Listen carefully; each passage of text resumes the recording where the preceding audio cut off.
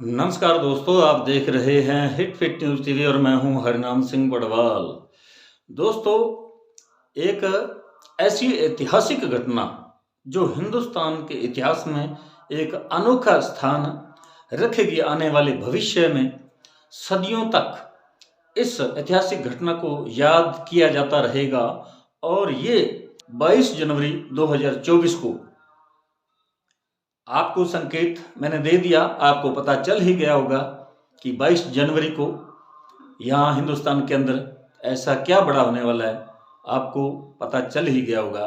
22 जनवरी 2024 को दोस्तों हिंदुस्तान के अंदर वर्षों से जो अयोध्या का राम जन्मभूमि का स्थान है, जहाँ मंदिर था कभी किसी जमाने में, और जिसे 1350 के आसपास मुगलों ने जब हिंदुस्तान पे आक्रमण किए और स्थायी तौर पर यहाँ जो सुल्तान थे उन्होंने शासन सत्ता संभाली और एक छत्र उनका शासन हिंदुस्तान पर शुरू हुआ, तब उन्होंने यहाँ जो मंदिर थे, क्योंकि मुस्लिम लोग जो हैं वो कट्टर होते हैं, तो कट्टरवादी सोच के पोषक जो मुसलमान लोग हैं, तो वो जो हिंदुस्तान के जो लोग हैं, हिंदू हैं, उनको काफिर की संज्ञा देते थे। और आज भी जो पड़ोसी मुस्लिम देश है पाकिस्तान, वो भी हिंदुस्तानियों को काफिर कहकर ही बुलाता है।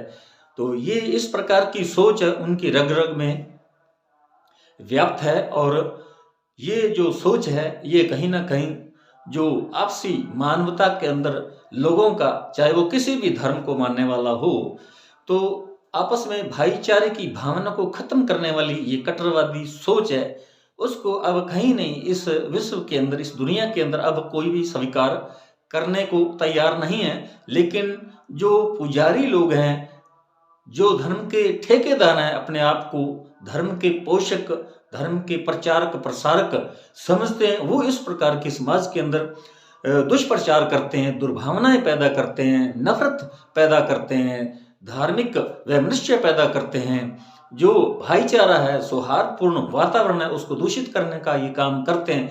तो साथियों, मैं बताना चाहूँगा, राम जन्मभूमि जो सैकड़ों वर्षों से कब्जाई हुई थी, बाबरी मस्जिद द्वारा यहाँ बाबरी मस्जिद बनी हुई थी, लेकिन 1992 में एक आंदोलन चला जिसकी अगुवाई कर रहे थे लाल कृष्ण आडवाणी, मुरली मनोहर जोशी,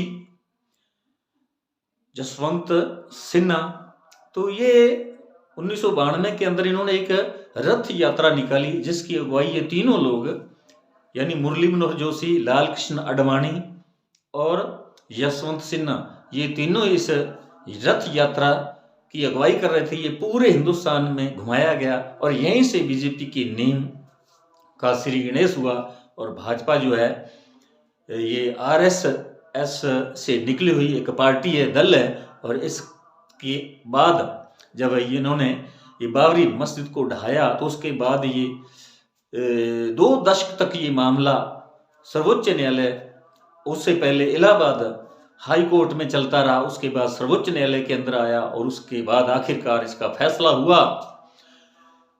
रंजन गोगोई जो चीफ जस्टिस थे, उन्होंने इसका फैसला किया और ये बहुसंख्यक हिंदू समाज के हक में भी हुआ। और इसका कुछ हिस्सा जो है, तीसरा हिस्सा जो है इस जगह का, वो मुस्लिम संप्रदाय के लोग थे, जो उनको सौंपने का आदेश हुआ।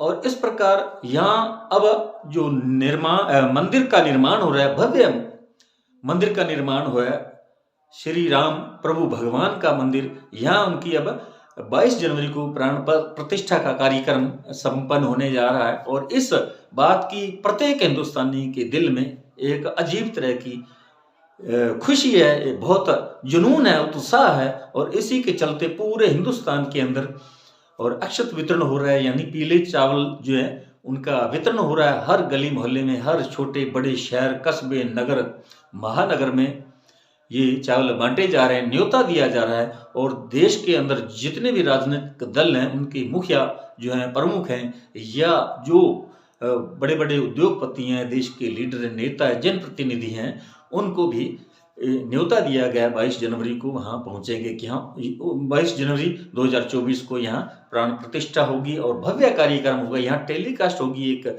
लाइव प्रोग्राम प्रसारित किया जाएगा। पूरे हिंदुस्तान के अंदर लोग घर बैठे इसको देखेंगे और मंडियाँ जो भी हैं, कस्बे नगर, वहाँ भी बड़ी बड़ी जो LED स्क्रीन पर लाइव प्रोग्राम दिखाया जाएगा अयोध्या से।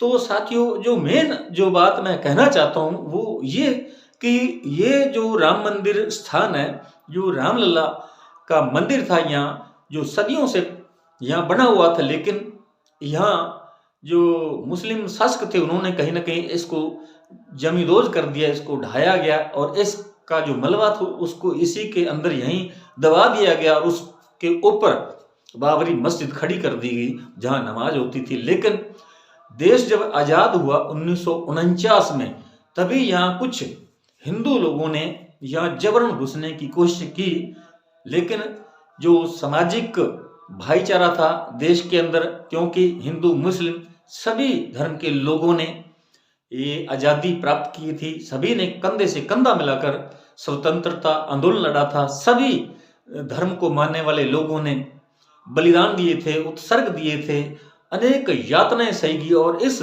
प्रकार का जो अत्याचार जुल्म अंग्रेजों द्वारा भारतीयों पर किया गया, तो उसका जो दर्द था वो सभी ने झेला, सभी ने मुसीबतें झेली, उनके अत्याचार सहन किए, फांसी पर लटक गए।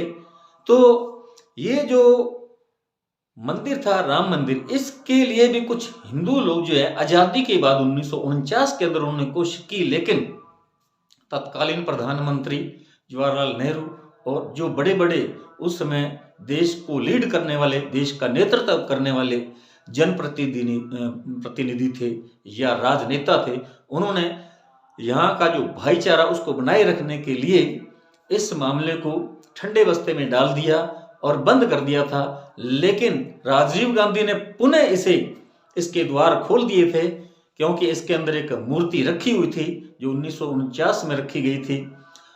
और उसके बाद फिर से देश के अंदर माहौल जो है, देश का माहौल गर्म हो गया, तो दोनों समुदायों के बीच यानी हिंदू मुस्लिम के बीच दंगे होने की संभावना प्रबल हो गई थी। तो उसके बाद फिर से इसको प्रतिबंधित कर दिया गया, इसे फिर से इसके द्वार जो है वो बंद कर दिए गए। लेकिन इससे पहले का मैं थोड़ा सा इतिहास आपको और बता देना चाहता हूं, क्योंकि जब 1947 से पहले जब यहाँ का मुगल बादशाह, आखिरी बादशाह जो है बहादुर शाह जफर था, उनके नेतृत्व में यहाँ जो आज़ादी की जंग लड़ी गई थी 1857 में, और उस जंग के अंदर बहुत सारे लोग थे हिंदुस्तानी, जिनमें मुस्लिम भी थे, सिख भी थे, सब धर्मों को मानने वाले लोग थे।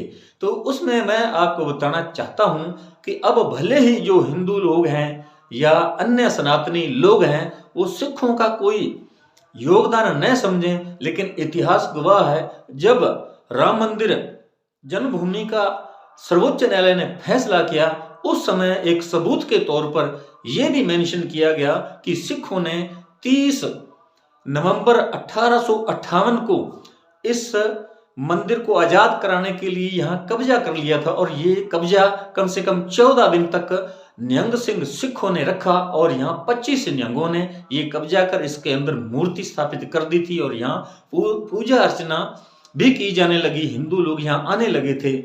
लेकिन इसी वक्त, क्योंकि ये जो समय था ये अंग्रेजों का वक्त था, अंग्रेजों का हिंदुस्तान पर शासन चल रहा था, तो अंग्रेजी हुकूमत ने हिंदू मुसलमानों की एकता को देखते हुए एक प्लान बनाया और सोची समझी रणनीति के तहत उन्होंने हिंदू और मुसलमानों को आपस में लड़ाने का काम किया।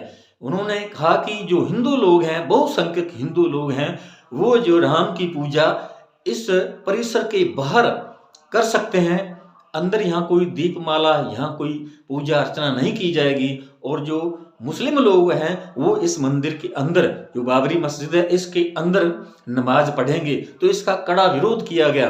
तो उस समय जो है मुस्लिम लोगों ने 30 नवंबर 1858 को यहाँ अयोध्या में ही एक कोतवाल शीतल दुबे के यहाँ एक FIR भी दर्ज करवाई, और इस FIR के अंदर भी उन 25 सिख योद्धाओं के नाम दर्ज हैं जिनके विरुद्ध ये मुकदमा दर्ज किया गया था, और उन पर आरोप लगाया था कि उन्होंने यहाँ जो बाबरी मस्जिद है उसके अंदर जबरन घुसकर मूर्ति, जो राम मूर्ति है, उसकी यहाँ उनको रख दिया है और यहाँ पूजा अर्चना शुरू कर दी है।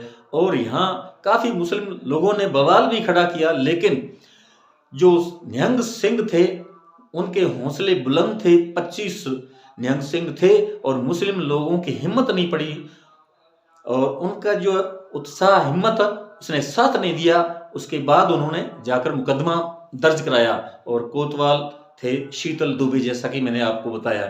तो उससे पहले भी अगर पीछे इतिहास बताएं तो उसमें भी औरंगजेब का जब शासन था उस समय जो 10वें गुरु गोविंद सिंह जी हैं, सिख धर्म के 10वें गुरु, उनके पास भी कुछ हिंदू फरियादी गए थे। उन्होंने भी कहा था कि राम जन्मभूमि जो है वहां इन्होंने कब्जा कर रखा है, इसे हम आजाद कराना चाहते हैं, आप हमारा सहयोग करें। तो जो 1858 में 25 निहंग लोग थे, उनका जो सरदार था, मुखिया था निहंग, मैं आपको उनका नाम भी बताना चाहूंगा। तो दोस्तों, उनका नाम था फकीर सिंह रसूलपुर।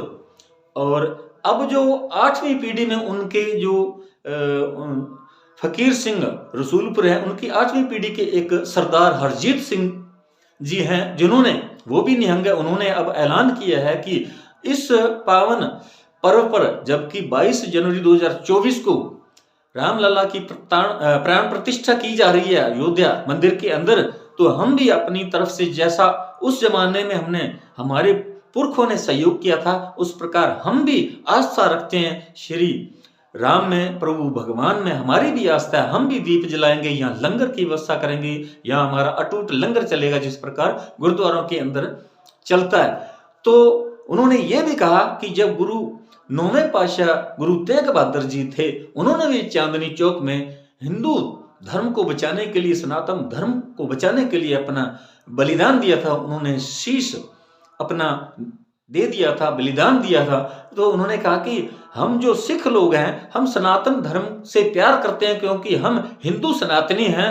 जो सिख धर्म है उस हिंदुओं में से ही उपजा है, पैदा हुआ है। तो हम कैसे भूल सकते हैं? अगर कोई कट्टरवादी सोच वाले हिंदू हमसे नफरत करते हैं, या हमारे विरुद्ध कोई उल जुलूल बातें करते हैं या दुष्प्रचार करते हैं, तो वो हमारे दिल को बहुत दुख देता है, हमें उससे पीड़ा होती है। तो इस प्रकार की जो दुष्प्रचार, उससे बचना चाहिए। तो हम कहीं भी, किसी भी सूरत में पीछे नहीं हटेंगे।